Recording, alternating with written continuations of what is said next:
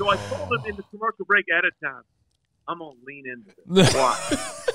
So, I did a very serious lead-in about, Jamarcus Russell is facing this and that and all that because of the dependency with Purple Drang. And I said it like that. And before they go to the sound bite of Jamarcus, where we're talking about it, you can hear Darren Woodson in the background going,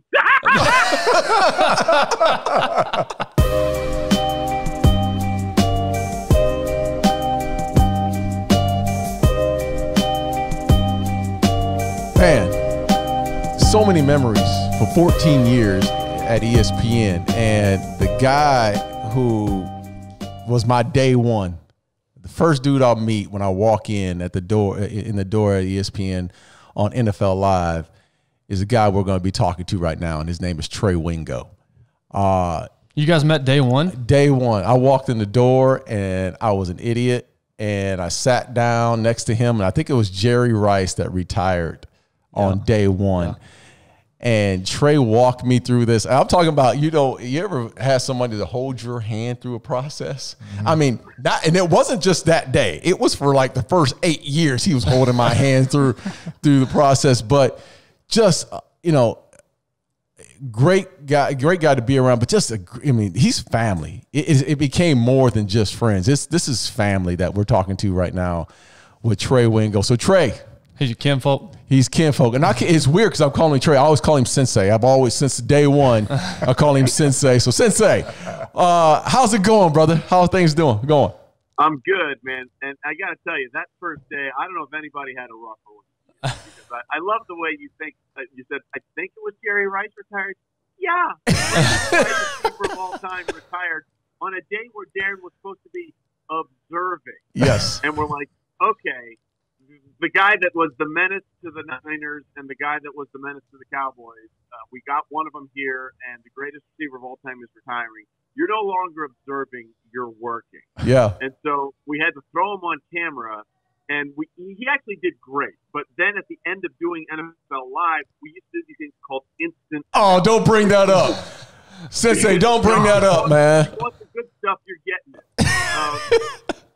It was where the analyst would just look into the camera for about 30, 40 seconds and talk about something. And honestly, it's the hardest thing to do because you're just by yourself. There's not an anchor with you. There's not someone else you're talking with. It's just they point at the camera at you and say, talk for 30 or 45 seconds about this topic. And no one is born with a stopwatch in their head that says, as you're talking, this feels like 10 seconds. This feels like 20 seconds. So it was really a hard thing to do. And I'm not going to lie to you.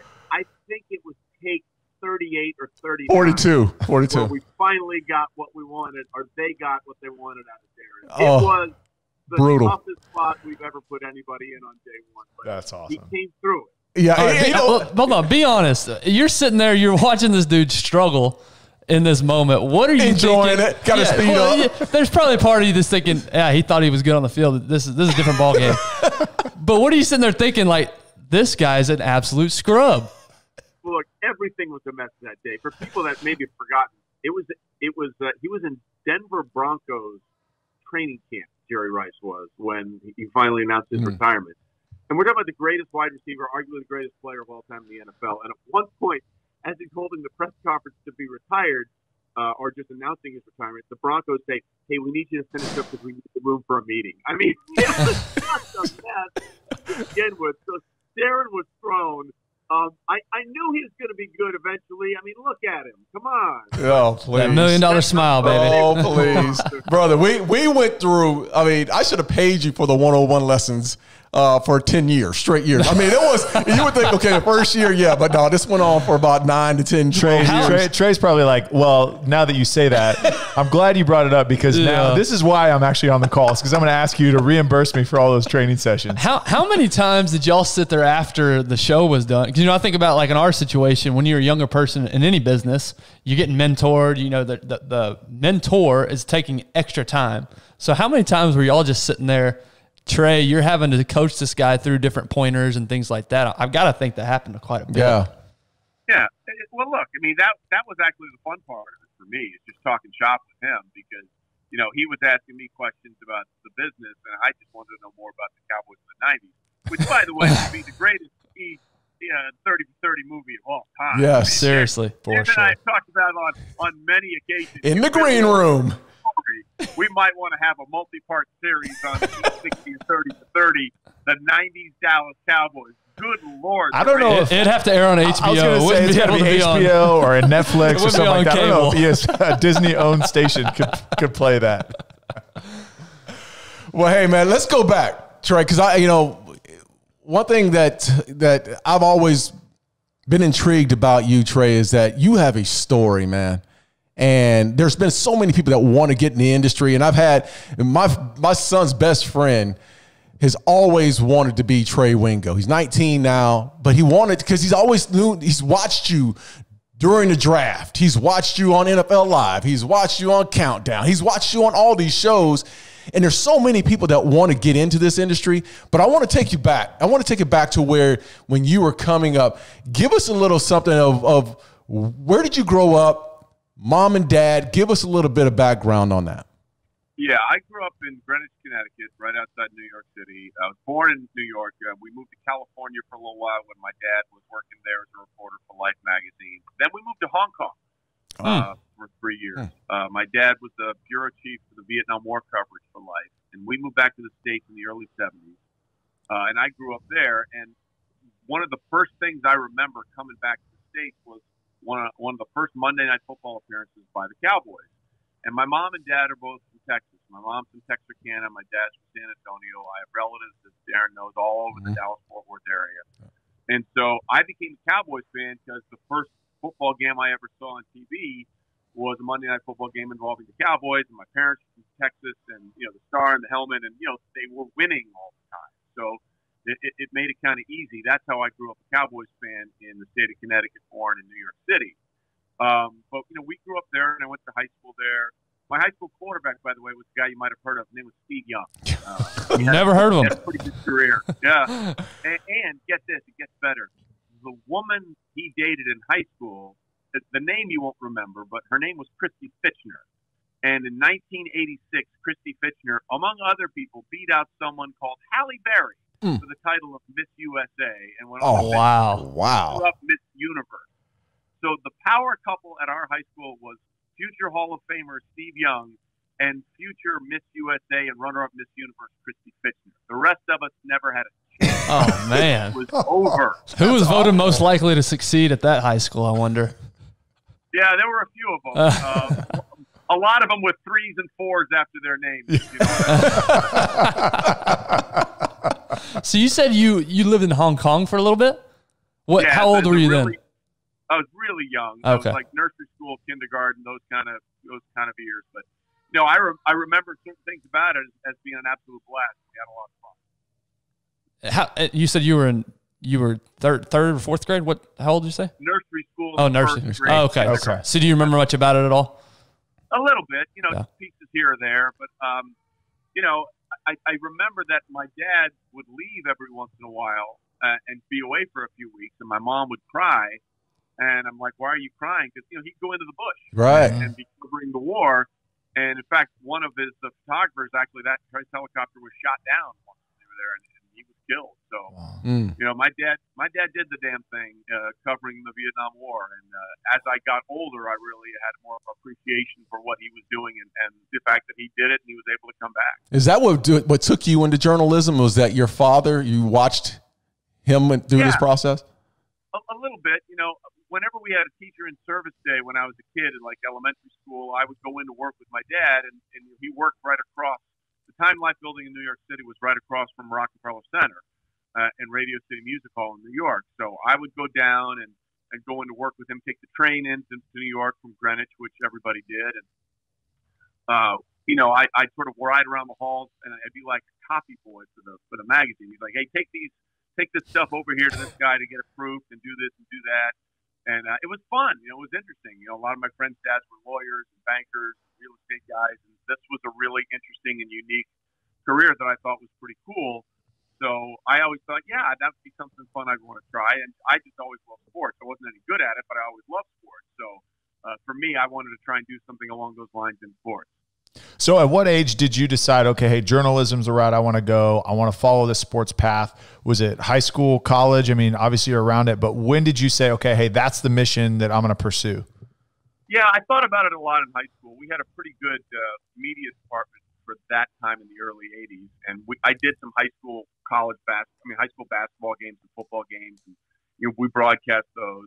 We had a weekly sports show that we did on the in-house, circuit in high school. And then I went to college and threw all that out the window. I mean, I changed. I went to Baylor and I changed my major, I think, 5 times. I started out as a journalism major, then went radio, TV, then broadcast, then speech, and then communication specialist. Because I was going to be a speech major. I needed another lab science, and I wasn't sticking around. I can safely say that I had a lot of fun at Baylor, and I still, a lot of my friends, some that Darren knows, yeah, I still hang out with, but I did not take the academic portion as seriously as a lot of others. Trey, you say you weren't. I enjoyed my time.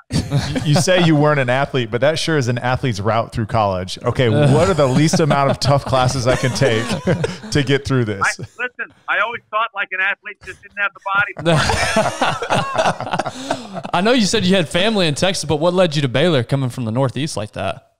Well, it's interesting. My whole family's went to Baylor. My dad and mom went there. My sister went there. Cousins went there. We had a few that went to TCU in Texas. Most everybody went to Baylor. So it was a family thing. It was just, that's where we went. Yeah. That's cool. Okay, so you get your communications specialist major. What's next? Where do you go? What's work? Like, okay, hey, real life hits. Now, I'm done with my fun time at Baylor. Now I got to go earn a living. Well, I decided I didn't want to work in the business because I didn't want to work weekends and nights. So I got a job in Washington, D.C. as a account executive for a PR firm.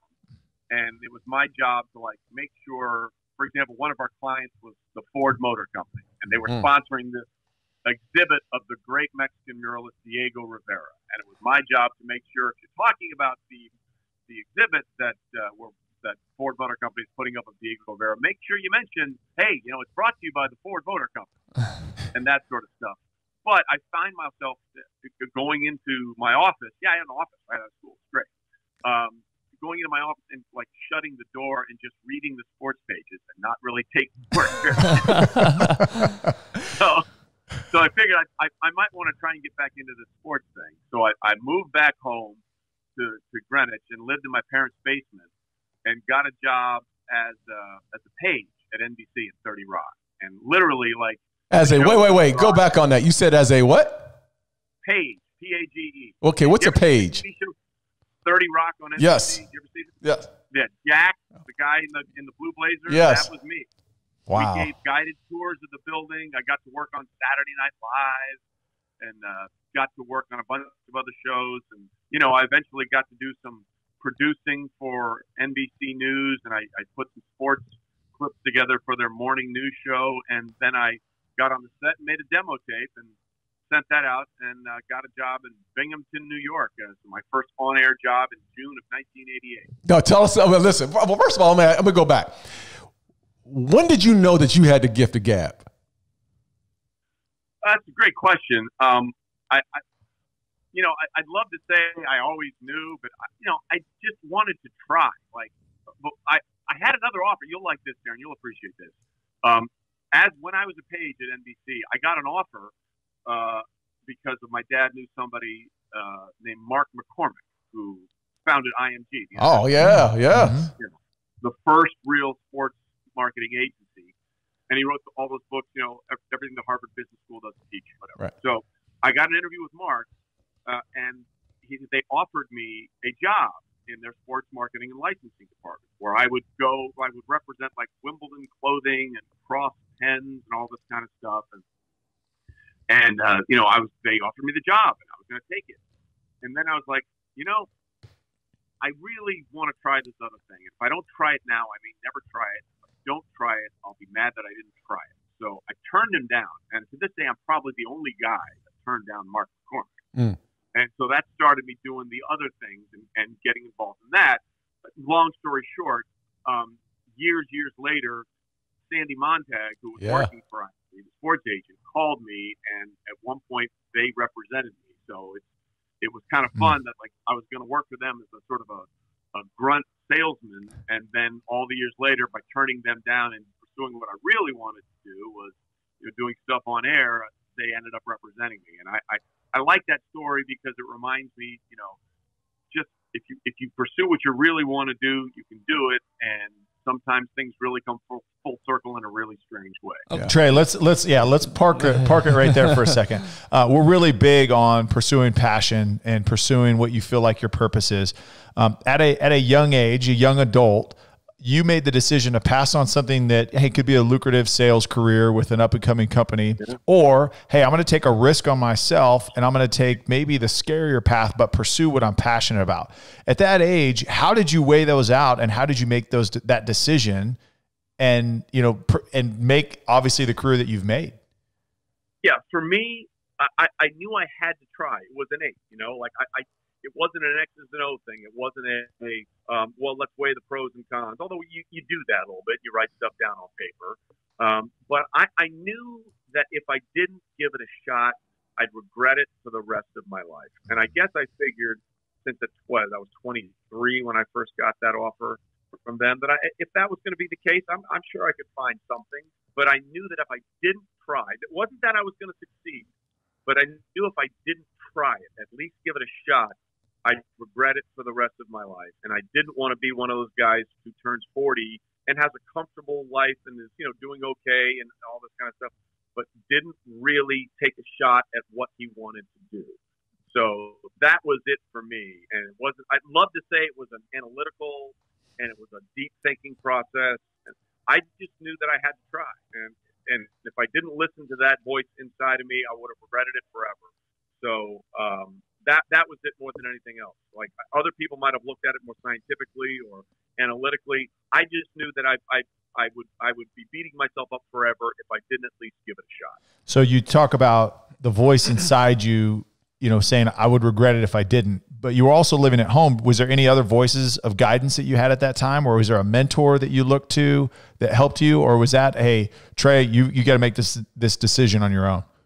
Well, I knew I had to make it on my own, but obviously I talked to my parents and I talked to my dad, who obviously, he had a very similar story. Like when he graduated from Baylor, he was working at the San Antonio Light, which is the local newspaper at that time. And it was a good job. It was a good paper, pretty good sized town. But at that point, he felt like the center of the universe in terms of journalism was New York City.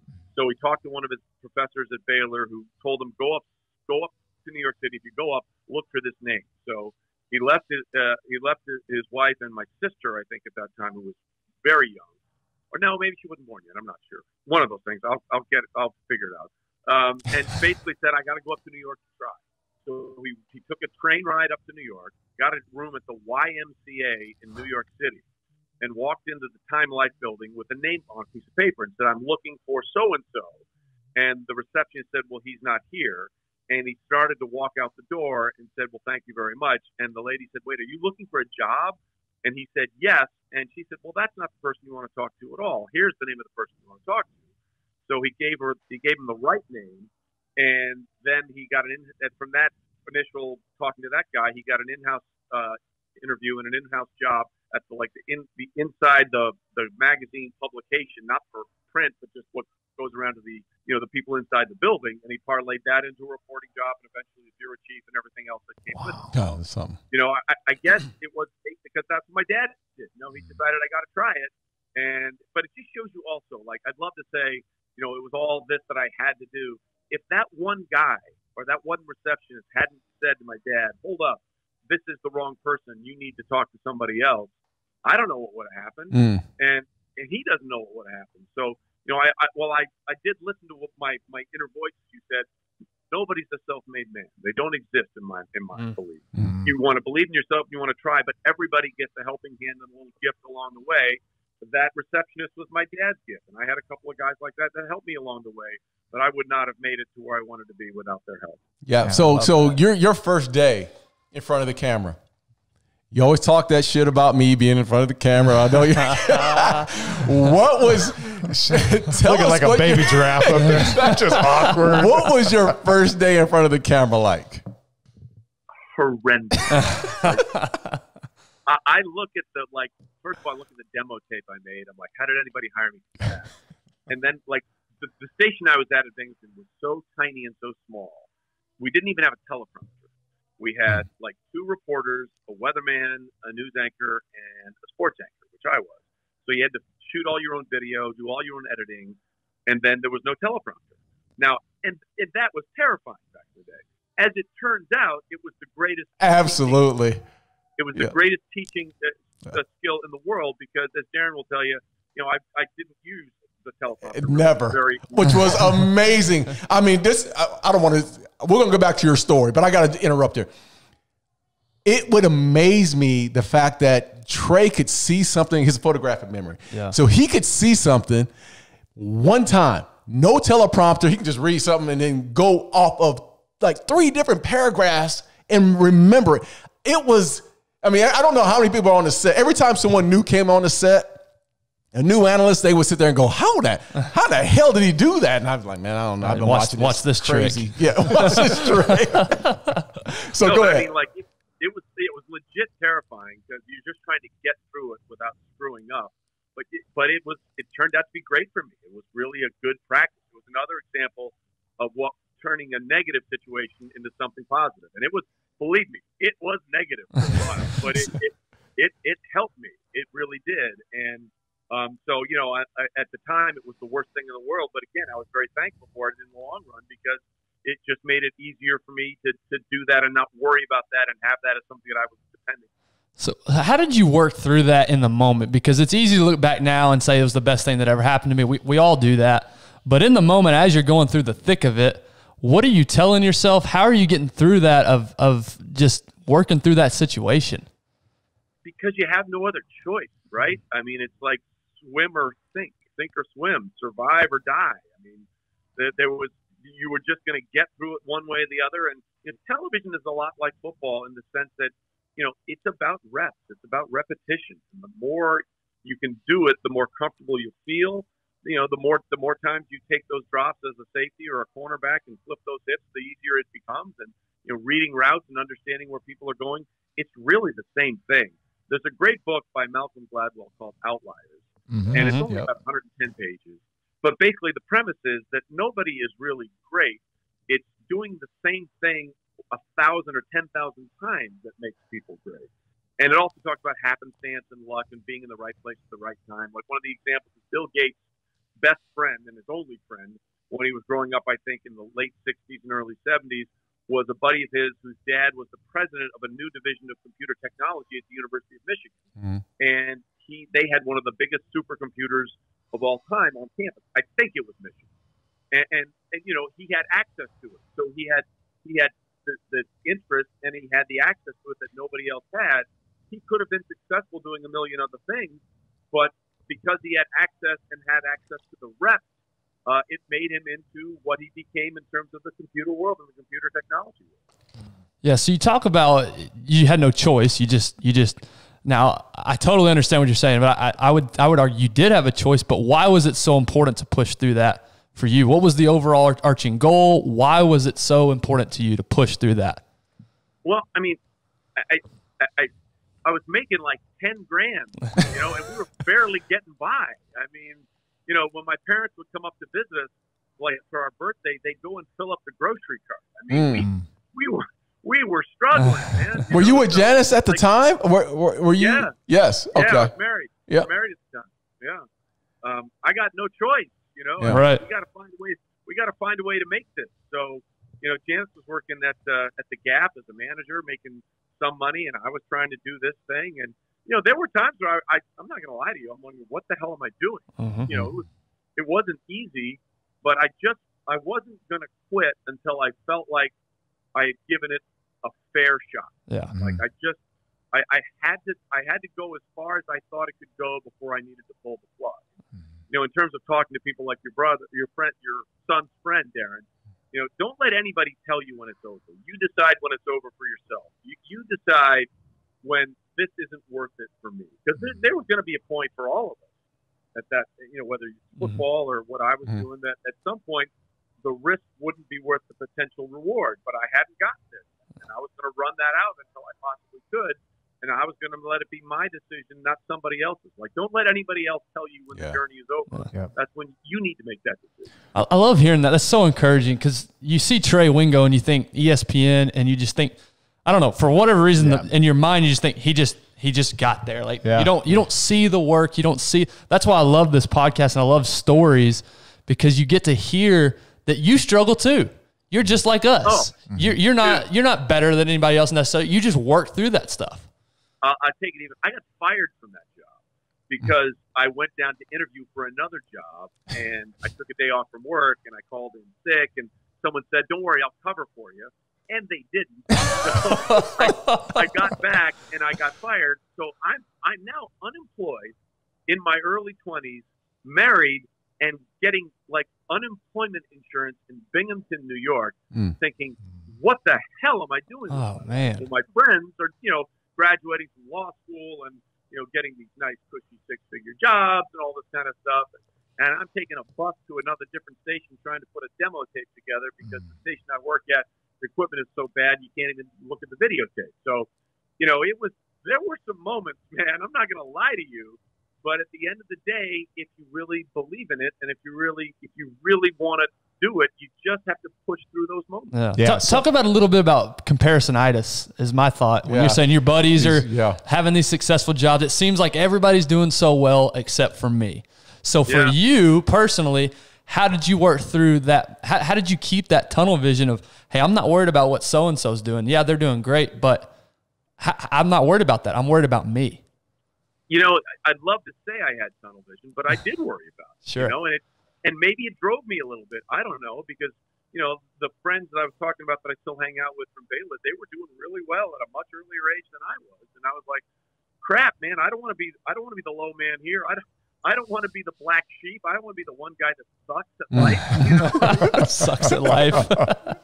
Competition is a real thing. It's a real thing. And I'm not saying it was the only thing, but that was part of it. No one wants to be the dude that wasn't the dude. Yeah, exactly. Yep. Yeah, competition, man. That's so true. It's that dog in you. It's the dog in you, man. It's that driving force that you have. Okay, so you're in Bingham, New York. You end up getting fired. What's the next step? You end up getting right. So I got another job at another station, part-time, just so I can keep doing stuff. And I sent out tapes, and then like 4 months later, I got a job in Allentown, Pennsylvania. Now, you may not say to yourself, what's the difference between Allentown, Pennsylvania and Binghamton, New York? And you would be correct. It was another job, and it is a job that included doing play-by-play for Lehigh University basketball and football. So along with doing the nightly newscast, and by the way, I should say this, like when we were in college, and still to this day, one of my favorite local sportscasters is Dale Hansen. Dale Hansen was one of the reasons that I wanted to get in the business, because I think it was freaking hilarious. and I just love the way he went about his business. And, to this day, I still like to see Dale and things he's doing, which I think are remarkable. But, so I got a chance to do that and do some play-by-play for college football and college basketball, which, again, was my first attempt at that. And some of it was good and some of it was horrendous. But I was only there for 9 months. And then I got my next air quotes big break, which was a job in St. Louis, Missouri, which was, it had an actual pro team and all this kind of stuff. And it had the Cardinals and it had the Blues and big time college football and college basketball. So that was really, really fun. And we were there for 6 years. And then I got the job at ESPN in 1997, and I've been here ever since. Okay, so there we go. That's where I want to get to. So what was that call like? Because did you send your tapes to ESPN, or did they come out looking for you? Well, that was weird, right? Because I was there at St. Louis for less than a year, and I came back from doing an assignment about a high school track team, I think. I don't know. And I got a note on my desk that said, call Al Jaffe at this number. It was a 203 area code. Well, being from Connecticut, I know 203 at that point was Bristol, Connecticut. So I'm calling Al Jaffe. I'm like, Al Jaffe, how do I know this name? And then I realized, oh my God, he's the talent recruiter for ESPN. And I had not sent them a tape. Somebody else, we think, had sent them a tape and said, hey, you might want to take a look at this guy. And so they said, hey, we'd like to bring you up for an interview and all this kind of stuff.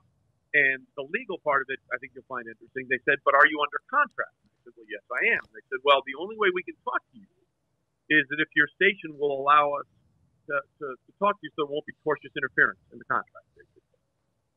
So I was like, yeah, sure, no problem. So I went to the folks at my local station there, and they said, hey, ESPN wants to talk to me, but they need you're okay with it because I had like a year and a half left on my contract. And they were like, yeah, no, we can't let you do that because if we do that for you, we'd have to do it for everybody. That's good.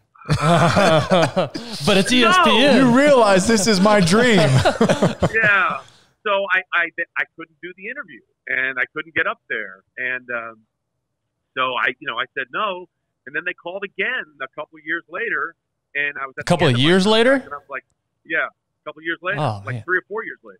And I was like, I don't care. I'm leaving. I'm going. So you guys can do whatever you want. So I did the interview and went up and did a demo tape up there. And like a month later, they called and offered me the job.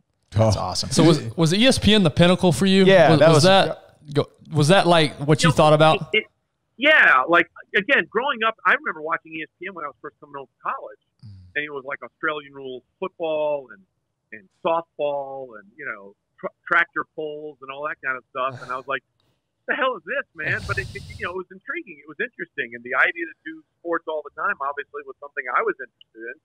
So yeah, like the goal was to one day work at ESPN. And, 23 years later, I've been here for almost a quarter of a century. So who was the guy before you got to ESPN? I know you saw all the anchors up there. What was the big show back then?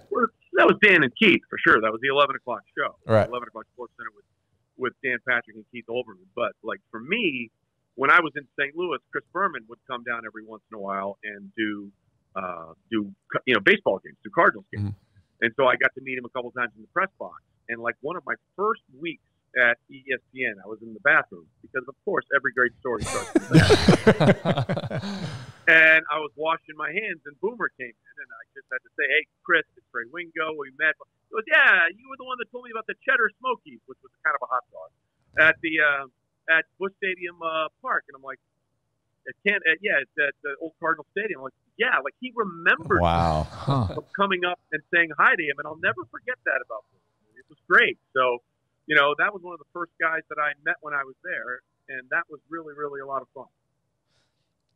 All right, so you get the job at ESPN. Now, what is it just a whole nother level? I mean, I'm at local stations doing sports anchor. I was doing some play-by-play stuff, but like you get in and like, do you recognize in that moment I'm in the big show? Like this is it. And how did you react to that in either preparation, execution? How did that go for you? Well, it's that competitive thing again, right? You don't want to be left behind because. As someone once said about ESPN, we got a lot of show ponies in the stable, and they're right. They do. The people there were what the old iron sharpens iron, right? There were a lot of guys that wanted to do really well there. So it was no doubt it was competitive, and I enjoyed that part of it. But you also, again, you didn't want to get left behind. You wanted to make sure that you were there and doing the things you wanted to do and get out there on. And for me, honestly, by far. The thing that I wanted to do was I wanted to work in the NFL. It's always been my favorite sport. It's not even close. It's not a debate. Like for me, football, and specifically the NFL, has always been the thing that I've enjoyed more than anything else. So, honestly, no matter what I've done prior and what I do going forward, the 15 years that I spent on NFL Live and the draft over the last, I've hosted all 4 rounds, or all 3 days rather, the last 4 years. And being involved with it for 15 years, that has been the most fun for me all the way around. Yeah. So when you get to ESPN, a lot of people start off on news. Did you start off on? Walk us through the process. You went through news, and then from there, what did you jump? News, and every once in a while, you get like a really big sign that things were going well was you get to do the 1 a.m. Sports Center on Friday or Saturday. Moving on up. No one wanted to do the 1 a.m. Sports Center on Friday or Saturday night because, you stay up till 3 o'clock in the morning and then you wake up the next day feeling groggy and all that kind of stuff. But that was like a hat tip. Okay, things were going well there, and that was a good sign. So I did some of those, and then I got they put me on a rotation with Baseball Tonight, which was a big program at that time. A lot of eyeballs on that one, so that was good. And then I got on the 6 o'clock Sports Center, and I was the host of the 6 o'clock Sports Center from 2000 through October of 2002. And Bob Lee and I were the only ones that did Sports Center after 9/11 for a week. I'll never forget that. That was a unique week on a lot of levels in a lot of different ways. And then I was moved to the NBA in 2002, and I went into it and said, "Look, thank you for this, but this is not really what I'm about, and I'd really like to try and figure something else out." And then they started NFL Live in 2003, and I was on the host of NFL Live from 2003 all the way through the 2017 season, and it was awesome. Yeah. Something we talk about is I'll be happy when. I'll be happy when I accomplish this, or I'll be happy when I'm making that, or whatever that is for you. And so it sounds like the goal was ESPN, but then when you get there, it's, no, I want to work in the NFL. And so it's almost like the goalpost, as we talk about, keeps moving. The goal continue. It's you never get to a point, we don't feel like, you never get to a point where you've made it. Like, that's it. I'm done. And so for you, it sounds like when you got there, it was like, no, now the goal is NFL. Is that, Yeah. I mean, yeah, exactly. Like, and I think, that's a great analogy. The goalpost is always moving, because that's life, right? I mean, the goalpost is always moving in life. You never want to get to the point. You guys ever? I don't know if you did. You guys ever see the movie Broadcast News that came out in the late '80s? It was about the news industry. It was a really good. Well, Ben wasn't born yet, so I was just being produced. There's a line in it from a really nervous reporter who says, "I think I'm slipping, but do I think I'm slipping only because the good ones are always concerned that they are slipping and they just want to make sure they're not slipping, or am I really slipping?" And I think that's sort of the attitude you always have to take going forward. Like, am I still doing enough? Am I doing the right things? Am I keeping it going forward? And it's like when you're trying to win a Super Bowl. You won the first one, right? Well, cool, but I don't want to stop at one. I want to win the next one. The first one they say is always sweetest, but after that they always say the answer is the next one, right? The next one is the most satisfying. And I think that's the way I sort of approached it here, and I think that's the way a lot of people approach it. Talk about the really tough time at ESPN when there was the massive layoff, right? When sports media changed. Talk about that mindset that you had going through that. One, maybe, okay, hey, they're cutting people that we never thought were going to get let go. Am I on that chopping block? But then two, to see some of your best friends for years, be let go. What was that experience like for you? It was really hard, like really, really hard. A lot of really close friends of mine were out the door, and all of us were on like you I think I'm good. I don't know, but I think I'm good.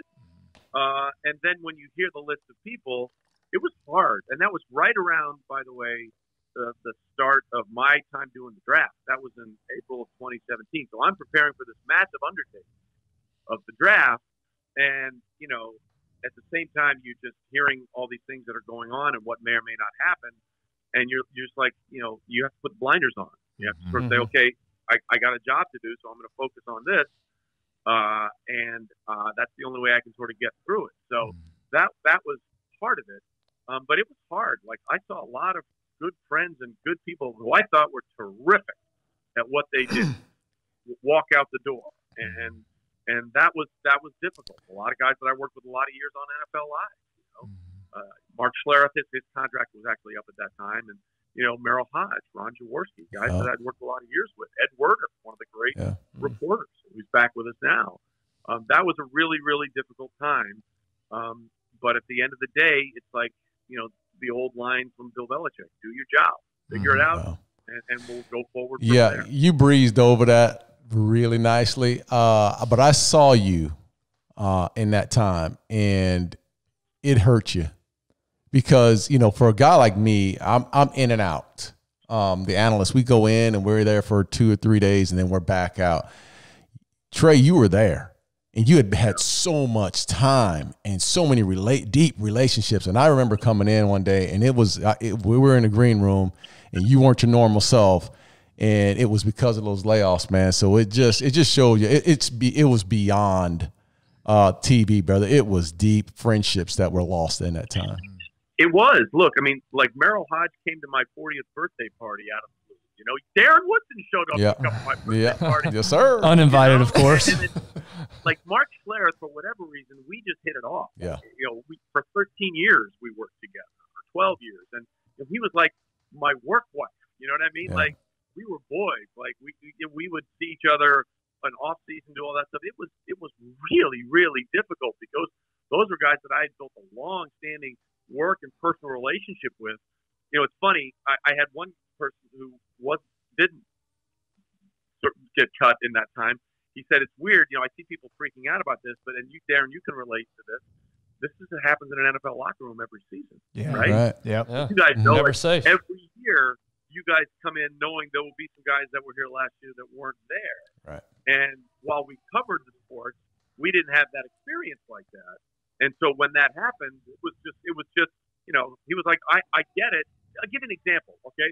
I was at Wimbledon that summer, I think.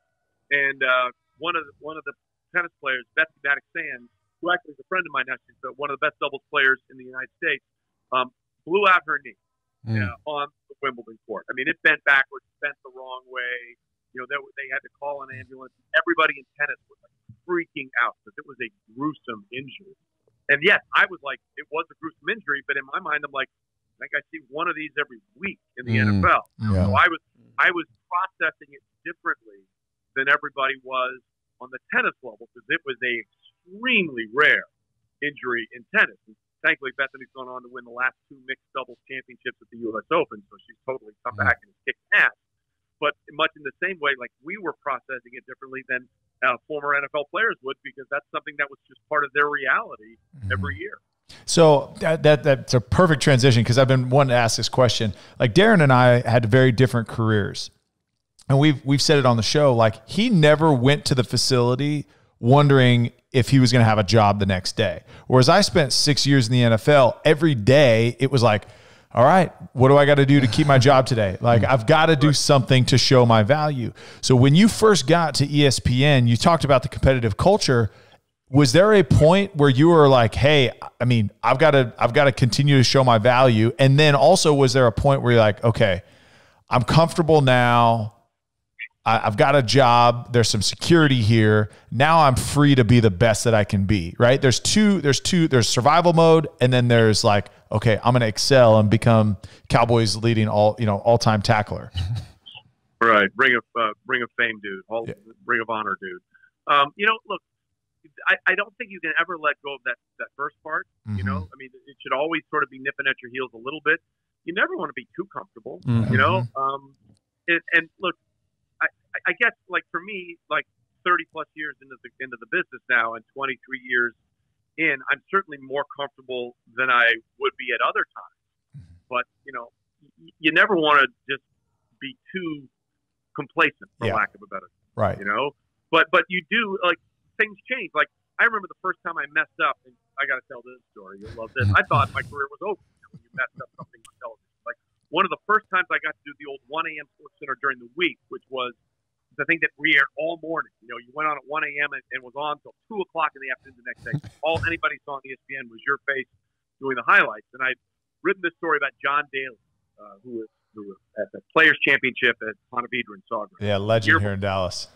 Yeah, the year before he had, you know, gotten hammered and, you know, really messed up and tore up his condo, and really that was his first cry for help. And so he went through AA, and a year later he was back at the Players Championship, and right before he teed off, you get those coins from AA signifying how long you've been sober. And I wrote this poignant lead in about right before he teed off, a year after the disaster, he got this coin that signified 1 year of being free of alcohol. For whatever reason, it came out of my mouth. He got his coin signifying 1 year of free alcohol. Oh, yeah. Baby. And I thought, well, that's it for me. It's been a good run for this 1 year. It's been a tremendous ride. You know, and obviously we had to fix that for the year, but I was like, oh my God, I just ruined my career.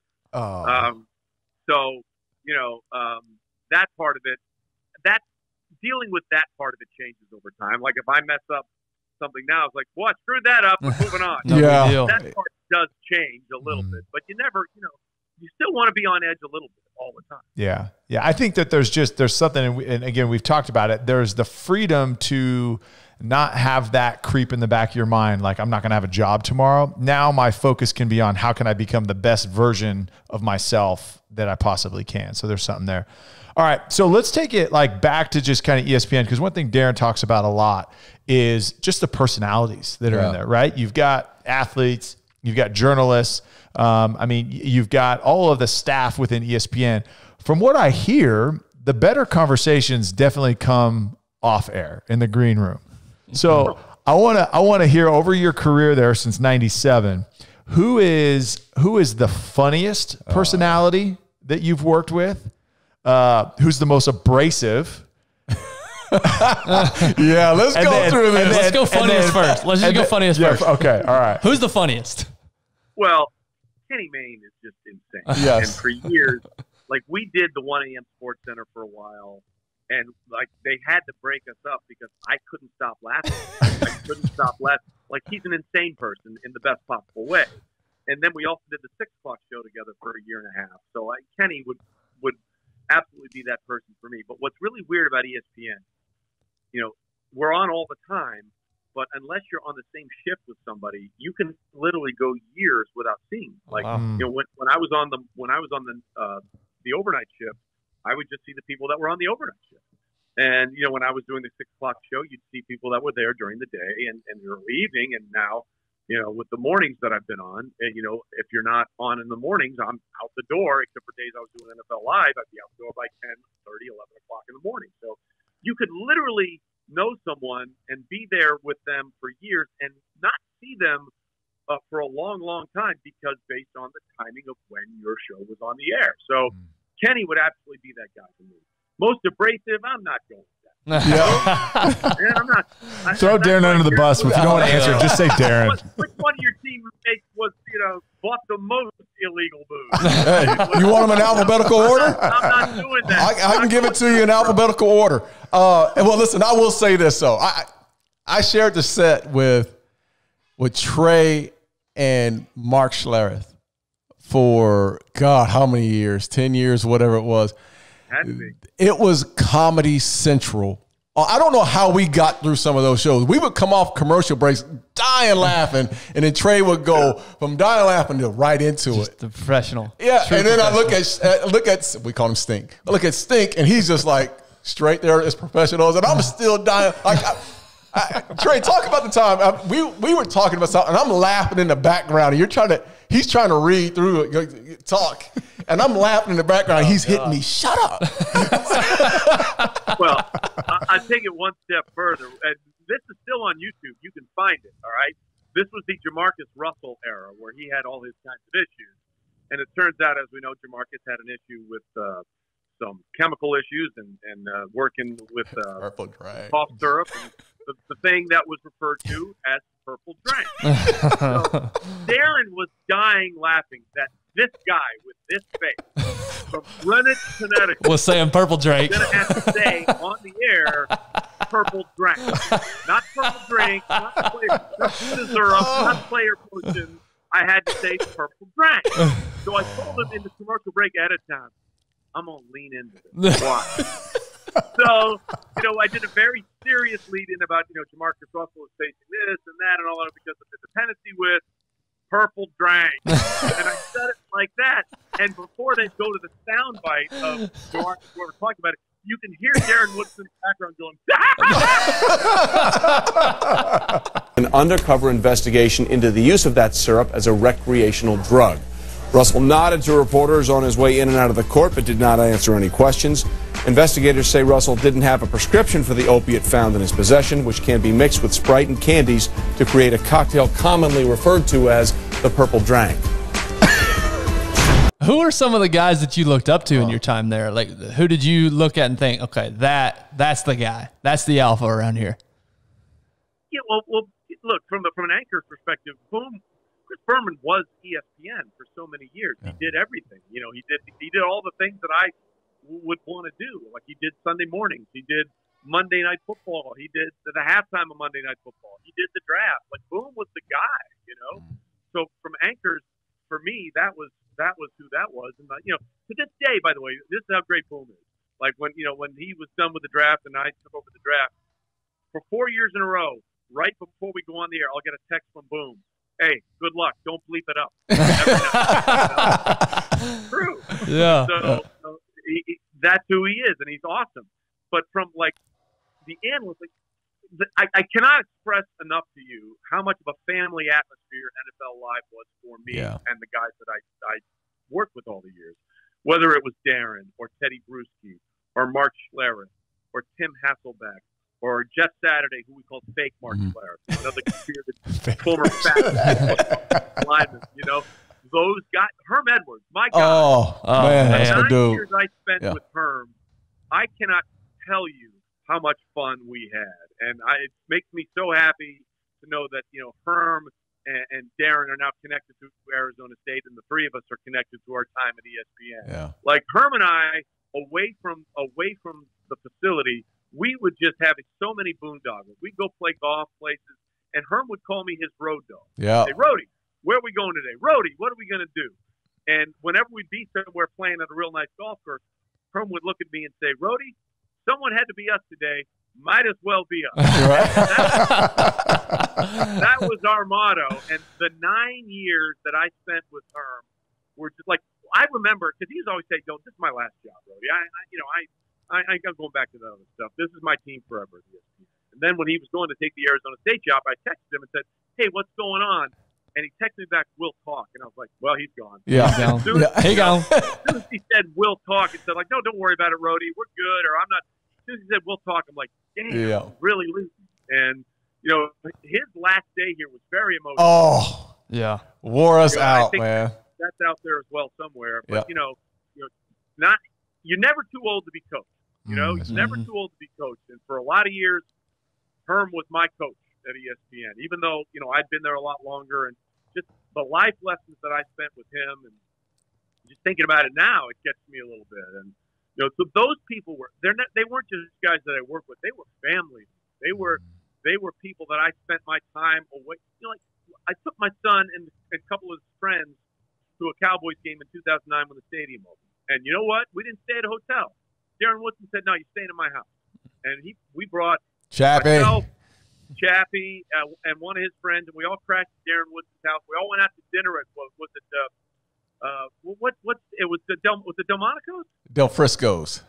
Del Frisco's. Yeah. That's right. It's Del Frisco's. We all went out to dinner at Del Frisco's that night. Had a great time. I mean, we were family. You know what I mean? Darren came to my surprise 50th birthday party in West Hartford, along with everyone else that she invited. So it was way more than just a working relationship for everybody on that show, and it was phenomenal. It was absolutely phenomenal. What's cool about that is I wonder how many people go through just their daily work life and they just can't stand who they work with. Yeah. And there's no camaraderie, there's no culture. It's just they just go in there, they do their job, and they go home. I just can't. So it sounds like you guys were much thicker than just coworkers. Yeah. And well, I think there's more than that. It's almost like being in the locker room. It's like there's a passion. First of all, there's a passion, and that's where it started. And it always. The guy who's going to start, Trey's the guy who's going to start it because he's the anchor. He's going to lead. So then you have the analyst, and then there's the relationship, going up, building the show. Because, most of the time as an analyst, we're just sitting there, hanging out in the green room. We'll do some research. He's doing all kind of like what you do now. Yeah, exactly. When Trey's doing all the heavy lifting, he's doing all the heavy lifting. When he comes in, what do you always say? I'm just going to tee you up, and you just swing for the fence. So that was my job was always made easy. So he's like the team captain of the y'all's group. Absolutely. Yeah. Absolutely. Look, I people come in there and they're telling them, look at this camera when you're doing this and talk over here. And I take them and say, Darren, listen, here's what's going to happen. I'm going to ask you a question about football and you're going to answer it. That's right. And that's what we're going to do. And I would just wanted to make it as easy for them as possible because when they're at ease, the viewer gets the best out of them, and that was the whole point of the damn show. Yeah. I mean, that's why they're there, because they've been there, they've lived it, they've played it, they understand those tense moments, those championship situations where everything's on the line, and you have, you just have to do it.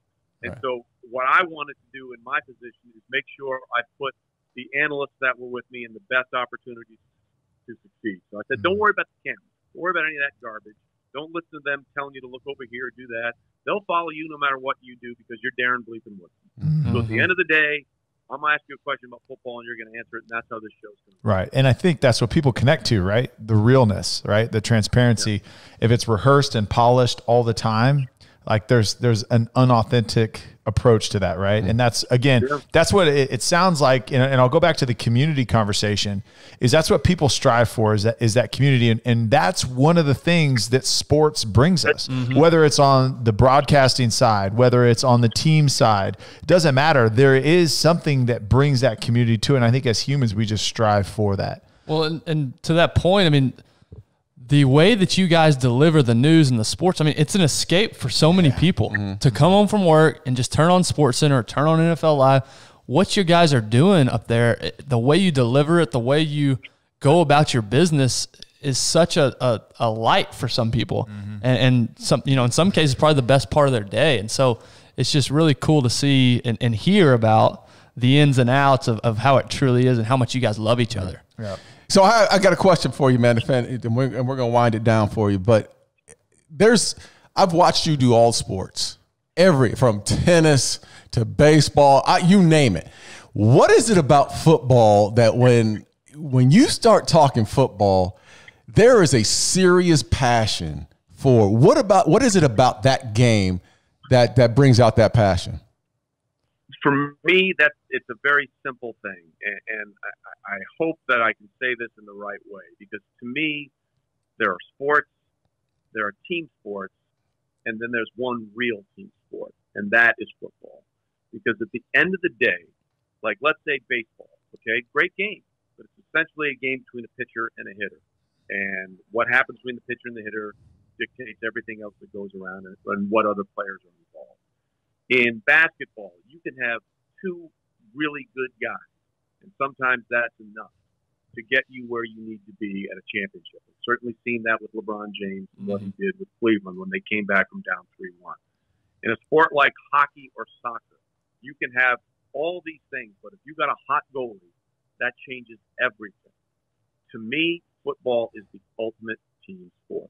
You have to have 11 guys pulling together on the same side of the ball, all on the same page, and if you don't, you have made. You could have Patrick Mahomes, but if you don't have Tyreek Hill or Travis Kelce or Mitchell Schwartz on the offensive line, you're not getting anywhere. You can have the best cornerback in the world and the leading tackler for the Dallas Cowboys, safety, and Darren Woodson, but if you don't have a pass rush, it doesn't matter. Because if they can't get to the quarterback, eventually the way the game is played, those guys are going to get free. So what I love about football is it eventually comes down to this in almost every scenario. One wall of men up front is going to dominate another wall of men, and that will allow everything else to happen. It is the huddle. It is the line of scrimmage. It is the ability to walk across that sideline and that white stripe where you are a normal human being on one side of that sideline, and then you willingly step across that sideline to do things that you know you probably shouldn't be doing, but you do it anyway for the love of the game and the love of the teammates that you have around you. And that, to me, is the thing that makes football so much special, so much more special, and so much more unique than any other sport I've ever seen. Trey, is there a specific sports memory that you have that you were able to experience in person or cover that sticks out to you above the rest? Well, yeah. Look, I grew up a Cowboys fan. My dad was a Cowboys fan. I took my dad to all 3 Super Bowls tonight, and that was special to me because, you know, he did a lot of things for me, and so I was able to get us tickets to all 3 of Darren's Super Bowl championships. Well, you made one of them a little more interesting than it needed to be. Yes, true. But it was a W. It was a W. Kept that thing tight. That's all I'm saying.